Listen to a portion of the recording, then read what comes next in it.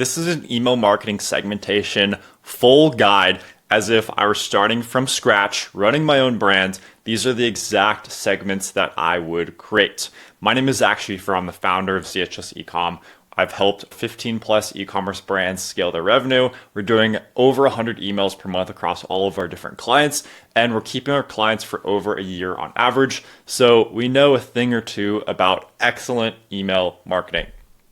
So the first and most important segments that I would create are the email engaged segments. So this is going to be the 30, 60, 90, 120, and 180 day engaged segments, specifically people who have engaged with your emails.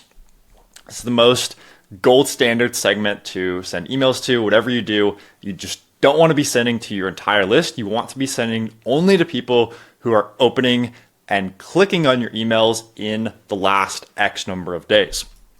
So how we set this up is, in this case, 180 day email engaged. Person can receive email marketing because they subscribed. You want to make sure to add that little extra filter in there so you're only sending to people who are subscribed. And person has either opened or clicked more than 0 times in the last X number of days, where X is just going to go in there. In this case, X is 180. So this is a common theme. The only thing we're changing is this X variable when you're creating the rest of these segments.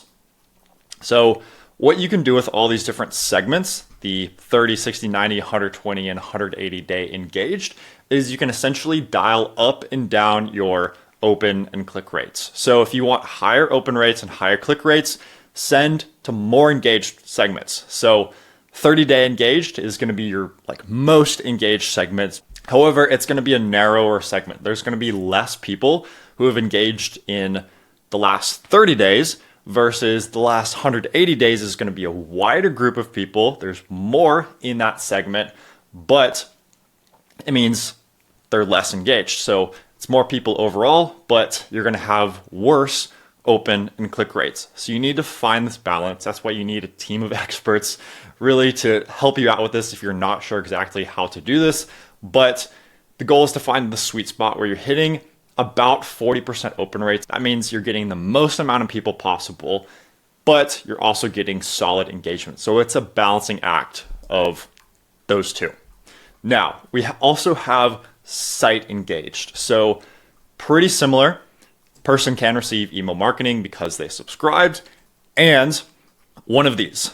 They've been active on the site, they viewed a product, they added to cart, they started to checkout, or they placed an order at least once in the last X number of days. And you can do the exact same thing. You can do 30, 60, 90, 120, and 180 day site engaged. What we overall like to do is set up engagement tracks. So all this means is that we're sending more emails to more engaged people, and less engaged people get less emails. So your biggest promotions of the year, Black Friday, Cyber Monday, you can send to the widest group of people. Maybe it's your entire list, or maybe it's like your 365 day engaged.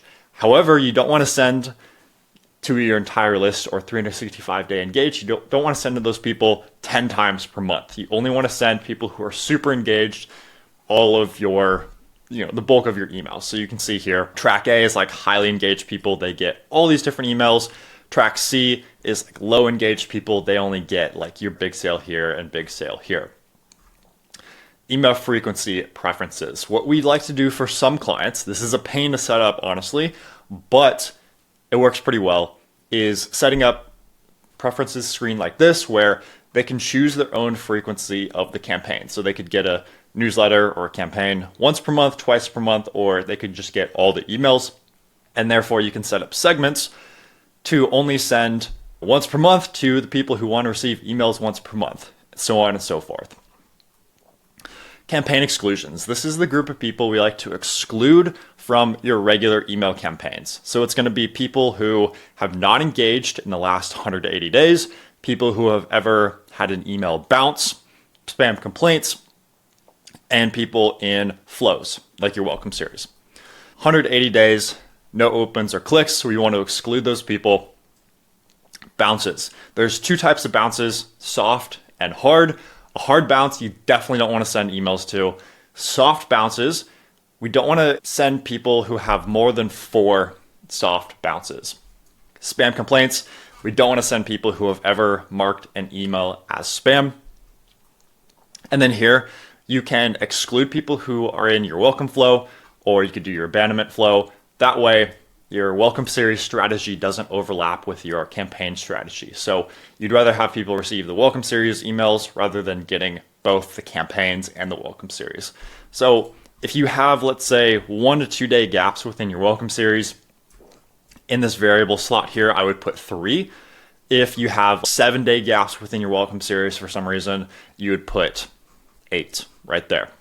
And then you want to see this segment, you want to see the size of people here. So I would put can receive emails into this segment. We like to do a ton of cross-selling as much as we can. People who have bought product A but have not bought product B, we can cross-sell to them by sending a campaign showing why they would benefit from picking up product B. So how we set it up is just place order at least once over all time where product names contain XYZ, and they haven't placed a purchase at all where the product names are this, that, and the other. Purchase history. So we like to look at a couple different segments here. People who have never purchased before, this is a great way to set up this. One-time purchasers, people who are on the fence about purchasing again, and then you're going to have 2-time, 3-time, almost VIPs, and then VIPs. So almost VIPs, it's great to send emails saying, hey, if you make one more purchase or if you do whatever, here's the benefits of joining the VIP list. You get early access to sales. We're going to send you exclusive discounts. You get this, that, and the other. VIP treatment comes when you make just this number of more purchases or if you spend this much more. VIPs are, of course, a very important group there. You can define it either by people who have placed an order 3 times or more, 4 times or more, 5 times or more, something like that. Or you could do it where people have spent over $300, $400, $1,000. However you want to define it, you can use one of these, you can use 2 of these, however you want to do it. It's up to you as a brand owner. You just want to define how a VIP is in your eyes. This one right here, you have to use predictive analytics in Klaviyo. If you're a small brand, you probably won't be able to do this quite yet. Getting there, get the historic customer lifetime value, that's not something that you can necessarily do straight away. You have to have a certain number of orders, and there's a couple things that you have to essentially qualify to get these predictive analytics.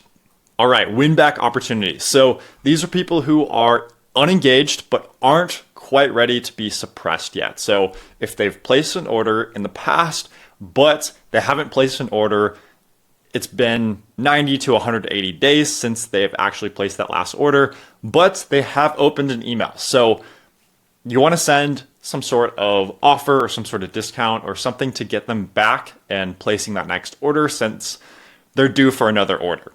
Suppress, these are like dead profiles. These are people who have received more than 10 emails over all time. They've opened an email, 0 times in the last 365 days, and they've not clicked an email anytime in the last 365 days. You're pretty sure at this point, all right, this guy, they're not opening the emails at all. They can still receive email marketing. We want to just suppress them and get them off the list so we don't have to worry about them. And then a couple other segments. Clicked but didn't buy, especially if you're running some sort of promotion around a certain product. You can see people who are super interested. They've clicked an email at least once where the campaign equals your previous campaign here that you sent an email to, but they'd never placed an order. So you can follow up, answering FAQs, and just getting them across the line. People who clicked or viewed a certain product category within your emails. So if you have something like this, say in your footer, you can see what people actually clicked on dress shirts or pants or sale or whatever, and then send a follow-up specific to what they were interested in. Last but not least here, information that you collect on a pop-up. This is excellent to use within your email marketing. It's zero-party data. It's stuff that customers give to you by their own choice. So if you're running a skincare brand, it could be, what's your biggest skincare concern? or whatever it is. What's your biggest pain point that you're dealing with? A, B, C, D, or E? Are you interested in this category or that category or this or that? Great information that you can collect upfront on your pop-up forms or within other emails. Subscription versus non-subscription customers. You definitely want to treat those guys differently within your emails. Geography, this is a great one. If it makes sense, specifically for your brand, you could segment out by geography. And then also gender, especially for clothing brands, or if you have men's and women's products, you definitely want to use either predicted gender within Klaviyo or just collect that information on your pop-up. Awesome. That is the full guide to email marketing segmentation as if I were starting from scratch, running my own brand. So at this point, if you want help running your email marketing, if you want to add revenue, go to zhs-ecom.com and you can book a call here to speak with myself about how we can help you recover more sales, drive more revenue with your emails, and increase the lifetime value from your customer base. So if you want to take your brand to the next level, as you see here, go ahead, book a call to speak with me, and I look forward to seeing you on that. Have an awesome rest of your day here.